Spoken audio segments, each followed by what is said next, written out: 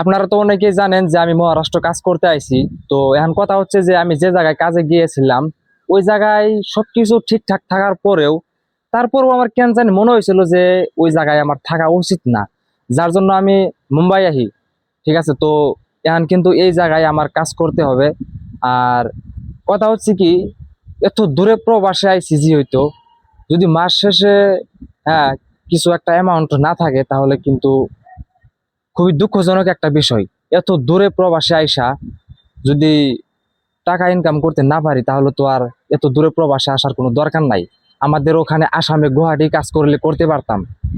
এই জন্যই মানে আর কি, মানে ধরেন আর কি এই প্রবলেমটাই, যার জন্য আমি একটু ফাঁকে আহি। তো এই জায়গায় আমি কামে আইছি, আর এই জায়গার পরিবেশটা আমার কাছে এত ভালো লাগছে।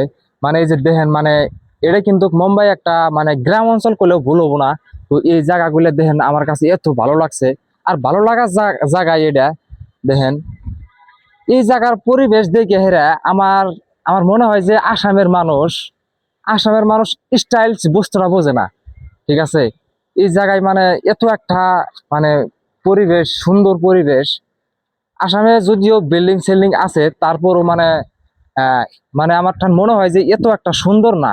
ঠিক আছে, মানে এই জায়গায় যত সুন্দর মানে দেখতে পারতাছেন আপনারা, এর থেকেও কিন্তু ভালো জায়গা আছে, মানে যেটা শহর, মানে এটা তো একটা গ্রাম অঞ্চল ধরান যায়। ঠিক আছে, তো যাই হোক আমি আর বেশি কিছু বলতে চাই না। আহ পেজটা ফলো করে রাখেন, আগামীতে ভালো ভালো ভিডিও আইতাছে। মানে এই ভিডিওটা আমি খুব কম সময়ের মধ্যে করতেছি, যার জন্য হয়তো আপনাদেরকে মেসেজটা আমি পরিপূর্ণভাবে সঠিক করে দিতে পারলাম না। আমি পরবর্তী দেওয়ার চেষ্টা করব। পেজটা ফলো করে রাখেন, যদি ভালো লাগে ভিডিওটা লাইক করে দিবেন। আসসালামু আলাইকুম।